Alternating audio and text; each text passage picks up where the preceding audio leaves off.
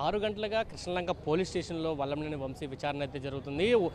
మధ్యాహ్నం 1 గంటకి వల్లభనేని వంశీని తీసుకొచ్చారు. కానీ ఎవరిని కూడా లోపలికి అలౌ చేయలేదు.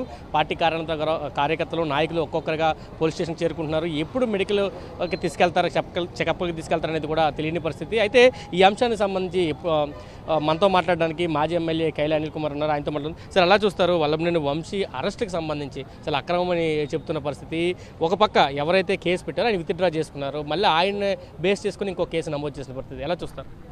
అంటే ఇది అక్రమ కేసు లేకపోతే అక్రమాలకి ఆంధ్రప్రదేశ్లో అర్థమే లేకుండా పోయింది. వాళ్ళకి ఇష్టం వచ్చినట్టు రెడ్ బుక్ అమలు చేస్తున్నామని చెప్పి వాళ్ళు ఇష్టం వచ్చినట్టు ఆ రెడ్ బుక్ సొంత రాజ్యాంగం అమలు చేసినట్టు ఈరోజు ఆంధ్రప్రదేశ్లో పరిపాలన కొనసాగుతూ ఉంది. ఎన్నికల ముందు చెప్పి అబద్ధాలు చెప్పి అధికారంలోకి వచ్చి ప్రజలందరినీ కూడా మోసం చేసి మళ్ళీ ఇదన్నీ కూడా డైవర్ట్ చేయడం కోసం ఈ డైవర్షన్ పాలిటిక్స్ రోజుకు ఒకళ్ళ మీద కేసులు పెడతా అక్రమ కేసులు. అంటే మొన్ననే చూసాం, టీవీలో అంత మీడియాలో చూసాం, అతను ఎవరైతే కేసు పెట్టారో అతను విత్డ్రా చేసుకున్నాడని చెబితే అతన్ని బెదిరించి మళ్ళీ మాజీ ఎమ్మెల్యే గారి మీద కేసు పెట్టి ఏదో ఒక విధంగా అరెస్ట్ చేయాలి, అరెస్ట్ చేసి ఆయన లోన్ పెట్టాలి అనే ఒక ఆలోచనే తప్ప చట్టానికి గౌరవిద్దాం, ప్రజాస్వామ్యానికి ఈ ఆంధ్రప్రదేశ్లో ఎక్కడా కూడా గౌరవం లేదు, ప్రజాస్వామ్యాన్ని గౌరవించే పరిస్థితులు కూడా ఈ కూటమి ప్రభుత్వానికి లేదని చెప్పి ఈ సందర్భంగా మనం చేస్తూ ఉన్నాం. ఏదైతే దోచుకుందామా లేకపోతే ఏం చేద్దాం, మనకి ఎన్ని రోజులు అధికారం ఉంటుందో తెలీదు, దోచుకుందాం, ఇవన్నీ డైవర్ట్ చేయడం కోసం అరెస్ట్ చేద్దాం. ఈరోజు వల్లభనేని వంశీ గారిని అరెస్ట్ చేయడం చాలా బాధాకరమైన విషయం. ఈ విషయాన్ని వైఎస్ఆర్ కాంగ్రెస్ పార్టీ తీవ్రంగా ఈ రాష్ట్రంలో ప్రజలందరూ కూడా తీవ్రంగా ఖండిస్తూ ఉన్నారు.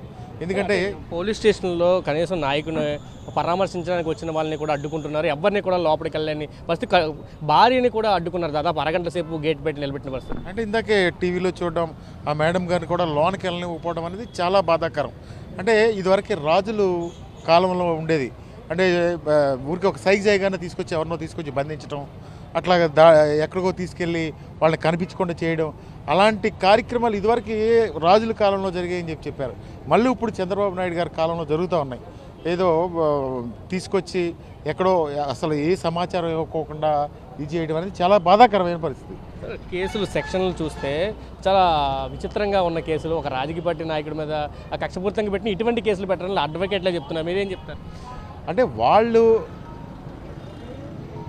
తెలుగుదేశం పార్టీ ప్రతిపక్షంలో ఉన్నప్పుడు చాలా దారుణంగా ఆ రోజు మాట్లాడిన మాటలన్నీ కూడా ఎవరు ఈరోజు ప్రస్తావించట్లేదు.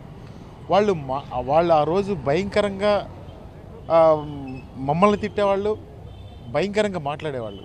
ఈరోజు ఒక్క మాట ఏదన్నా ఒక పొరపాటుగా ఏదన్నా ఒక మాట మాట్లాడితే చిన్న ఫార్వర్డ్ చేస్తే చాలు ఈరోజు కేసులు, సోషల్ మీడియా వాళ్ళ మీద కేసులు, ఎమ్మెల్యే గారి మీద కేసులు పెట్టడం, రోజుకు 100 మీద కేసులు పెట్టడం, ఇదంతా కూడా ఈ రాష్ట్రం ఎటు దారి తీస్తుందో, ఎవరన్నా వచ్చి ఈ రాష్ట్రంలో ఏదైనా మంచి చేయాలన్నా లేకపోతే ఏదైనా పెట్టుబడి పెట్టాలన్నా ఎవరు కూడా పెట్టే పరిస్థితిలో లేరు. ఎందుకంటే వాళ్ళు దాచుకుందామా అనే పరిస్థితిలో ఉండి వాటిని కప్పిపుచ్చుకోవడం కోసం ఈరోజు ఈ రకరకాల కేసులు అందరి మీద కూడా పెట్టి డైవర్ట్ చేస్తారు. పోలీసులు అరెస్టులో ఎక్కడా నిబంధనలు పాటించలేదనేది చాలా స్పష్టంగా కనిపిస్తుంది. ఏం చెప్తారు? అంటే విజయవాడ కేంద్రంగా, కమిషనరేట్ కేంద్రంగా అనేక సోషల్ మీడియా కేసులు రాష్ట్రంలో ఎక్కడా లేవు, దాదాపు 10,000 కేసులు ఇక్కడే నమోదైన పరిస్థితి. ఏం చెప్తారు? అంటే ఇదంతా కూడా వార్చలేని తనం ఎక్కువైపోయి ఒక తెలుగుదేశం పార్టీ నాయకులకి, ముఖ్యంగా మొన్ననే ఎవరు పోటీ చేసినా మరి రకరకాలుగా ఈవీఎంలు అంటారు, ఎవరు పోటీ చేసినా గెలిచారు కదా మొన్న, వాళ్ళకి ఏం చేయాలో కూడా తెలియట్లేదు. ఏ విధంగా దోచుకోవాలా, ఏ విధంగా వసూళ్లు చేయాలా, అన్నీ మన లీడర్ చెప్పిన విధంగా అన్ని రంగాల్లో దోచుకోవడమే. అది తప్ప వీళ్ళు చేసింది ఏమీ కనిపించట్లేదు.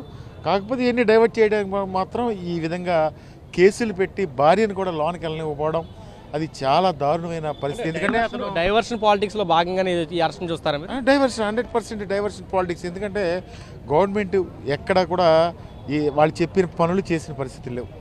అమ్మఒడి ఇస్తానన్నారు, లేకపోతే ఇవన్నీ చెప్పుకుంటా పోతే ఇంకా చాలా దారుణమైన పరిస్థితి.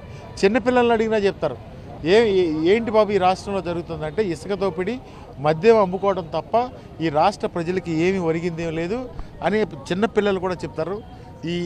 ఇటువంటి చీకటి పరిపాలన అతి త్వరలోనే ఈ రాష్ట్ర ప్రజలు వాళ్ళని రోడ్లు కూడా ఎక్కకుండా తెలుగుదేశం పార్టీ వాళ్ళని కొడతారని కూడా చెప్పి తెలియజేస్తాను. Thank you sir, thank you. ఇది చెప్తున్నారు. రాష్ట్రంలో ఇటు కక్ష సాధింపులతో పాటు డైవర్షన్ పాలిటిక్స్ నడుస్తున్నాయి. దానిలో భాగంగానే వల్లభనేని వంశీ అరెస్ట్ అయితే జరిగింది. ఖచ్చితంగా దీన్ని ప్రజల్లోకి తీసుకెళ్తాం. ఇదే పద్ధతి కనుక కూటమి ప్రభుత్వం కొనసాగిస్తే ఖచ్చితంగా ప్రజలే బుద్ధి చెప్తారంటూ కైలి అనిల్ కుమార్ చెప్తున్నారు. కెమెరా పర్సన్ బాలుతో కలిసి సురేంద్ర, సాక్షి టీవీ, కృష్ణలంక నుంచి.